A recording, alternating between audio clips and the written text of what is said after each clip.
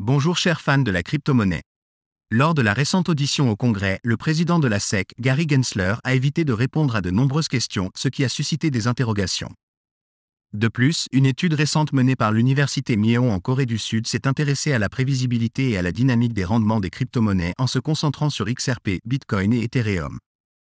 La communauté XRP est actuellement agitée par des rumeurs et des spéculations sur une possible intégration avec FedNow, le système de paiement immédiat de la Réserve fédérale américaine. Cependant, il est important de remettre en question la fiabilité de ces rumeurs. Rejoignez-moi dans cette quête de la vérité. Si cela vous intéresse, je vous invite à regarder la vidéo captivante liée ci-dessous. Selon Cryptory, SpendTheBit a remporté la compétition Innovic 2023 de la monnaie numérique de Banque Centrale de Ripple en remportant ainsi des compétitions organisées par Victor à la suite. Cryptory a rapporté que SpendTheBit s'est distingué en proposant une solution de vente au détail personnalisée pour les banques locales et les sociétés de services monétaires. Cette solution, développée sur la plateforme XRP, a été spécialement conçue pour répondre aux besoins spécifiques des institutions financières. Elle offre aux MSB une manière fluide d'effectuer des paiements internationaux et de gérer les transactions associées, tout en proposant des fonctionnalités supplémentaires pour améliorer leurs opérations. Il est intéressant de noter que la communauté XRP avait déjà prédit que SpendTheBit serait l'un des gagnants de l'édition 2023, comme cela avait été révélé avant l'annonce. SpendTheBit a récemment partagé son triomphe sur la plateforme X, recevant des éloges pour ses victoires consécutives au CBDC Innovic 2023. Ils ont exprimé leur gratitude envers les juges estimés d'avoir reconnu leurs idées novatrices et ont salué le soutien indéfectible et le dévouement de la communauté XRP. SpendTheBit a souligné que les efforts collectifs de la communauté ouvrent la voie à des innovations révolutionnaires dans les secteurs de la blockchain et des crypto-monnaies. La page CBC de Ripple confirme que le hackathon de 2023 s'est déroulé du 15 mai au 18 août, attirant 1217 concurrents qui se sont disputés le premier prix de $200 000. Les projets concurrents devaient développer ou mettre à jour une solution de paiement fintech utilisant l'infrastructure CBDC de Ripple tout en respectant les directives. Parmi les 15 plateformes sélectionnées, SpendTheBit a remporté la victoire. Il est important de noter que les gagnants de la première phase participeront à un événement exclusif de la phase 2. Pour rester informé des derniers développements concernant XRP, n'oubliez pas d'activer les notifications et de vous abonner à notre chaîne. Récemment, Gary Gensler, président de la Securities and Exchange Commission des États-Unis, a témoigné devant le Congrès. Stuart Aldariti, directeur juridique en chef, CLO, de Ripple, a partagé ses réflexions sur cette question.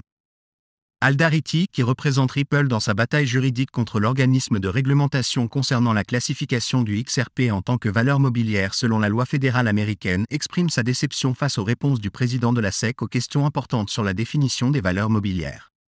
Selon le directeur juridique de Ripple, lors de la session, le président de la SEC a évité de répondre aux questions posées par plusieurs membres du Congrès, dont Richie Torres, le représentant du 15e district du Congrès de New York. Torres a exprimé des inquiétudes lors de l'audition, suggérant que la définition d'un contrat d'investissement de la SEC avait été élargie pour inclure tout ce que l'organisation considérait comme approprié. Le président de la SEC a été interrogé à ce sujet, en particulier sur l'utilisation de ce principe par la SEC pour affirmer que presque toutes les crypto-monnaies sont des valeurs mobilières. La SEC s'appuie régulièrement sur le test Howey pour ses litiges liés aux crypto-monnaies comme les affaires contre Ripple et Coinbase, selon le représentant de New York qui l'a examiné. Le représentant Richie Torres a également mentionné une recherche menée par 6 professeurs de droit, dont un éminent professeur de l'université de Yale en août. Cette recherche a démontré que la Cour suprême n'a jamais statué qu'un contrat d'investissement pouvait être conclu sans contrat formel entre les parties.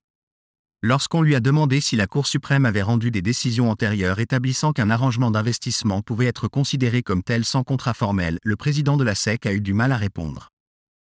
Gary Gensler a finalement évité la question en renvoyant à l'équipe juridique compétente de la SEC pour une décision devant les tribunaux. Le représentant Richie Torres a été déconcerté par le refus de Gensler de répondre à la question, étant donné que le principe du contrat d'investissement est à la base des poursuites judiciaires de la SEC contre les entreprises liées aux crypto-monnaies. On attend de voir si les autres entreprises de crypto-monnaies en conflit avec la SEC adopteront le même argument lors des prochaines audiences. Une étude intitulée « Revue économique de l'Asie de l'Est, volume 27 » a examiné l'impact potentiel de divers facteurs externes sur les valeurs des crypto-monnaies tels que le prix de l'or et l'indice du dollar américain, DXY. L'étude a analysé les prix de clôture quotidienne et les rendements composés du Bitcoin, de l'Ethereum et du XRP en utilisant un total de 1415 observations de novembre 2017 à juin 2023. Elle a utilisé à la fois des facteurs spécifiques et non spécifiques aux actifs pour prédire les rendements des 3 actifs. Les résultats cohérents indiquent que le volume des échanges de crypto-monnaies est un prédicteur fiable des rendements des crypto-monnaies à la fois à l'intérieur et à l'extérieur de l'échantillon. L'étude suggère que lorsque les risques du marché augmentent, les investisseurs demandent davantage de XRP, de Bitcoin et d'Ethereum, ce qui entraîne des rendements plus élevés pour ces actifs. De plus, l'étude révèle une volatilité significative tout au long de la période de l'échantillon pour Bitcoin, Ethereum et XRP. En décembre 2017, les volumes d'échanges quotidiens de Bitcoin ont atteint 62 milliards de dollars, tandis qu'Ethereum a dépassé 13 milliards de dollars en mai 2021. XRP a enregistré son volume d'échanges quotidien le plus élevé en mai 2021, atteignant 3,98 milliards de dollars. L'analyse a également mis en évidence un biais vers la gauche dans les distributions des rendements de Bitcoin et d'Ethereum, indiquant une concentration plus élevée de rendements négatifs. En revanche, la distribution des rendements de XRP était biaisée vers la droite, suggérant une concentration plus élevée de rendements positifs. L'étude a révélé des estimations négatives pour l'or et le DXY dans les régressions de prédiction des rendements pour XRP, tout comme Ethereum. Les résultats du rapport reconnaissent que XRP, Bitcoin et Ethereum peuvent être utilisés comme des actifs de gestion des risques par rapport au dollar américain ou alors lorsque les investisseurs souhaitent se protéger contre les risques du marché. La question est de savoir si le système FedNow américain adoptera XRP. Pour rester informé des développements concernant XRP, abonnez-vous à notre chaîne et activez les notifications. Récemment, une capture d'écran publiée par un influenceur de la communauté anonyme XRP Captain a suscité des rumeurs selon lesquelles XRP soutiendrait le composant blockchain des services de paiement FedNow.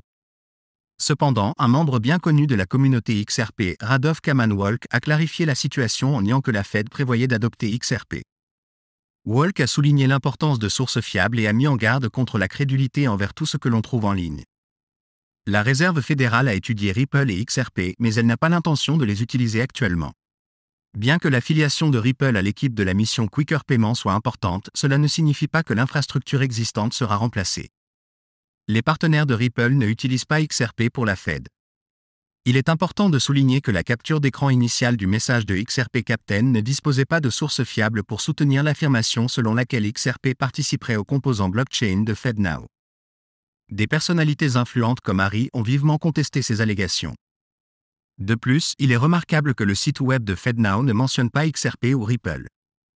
Cependant, il est pertinent de mentionner que HEDRZ, une plateforme de paiement basée sur la blockchain, est le fournisseur de services du système FedNow.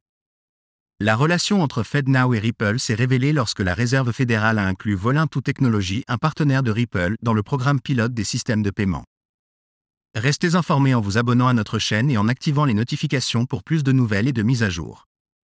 Aidez-nous à sensibiliser en partageant cette vidéo avec d'autres personnes qui pourraient la trouver instructive. Continuons de soutenir notre communauté Bitcoin. Rejoignez-nous demain pour discuter des dernières actualités concernant notre communauté. À bientôt.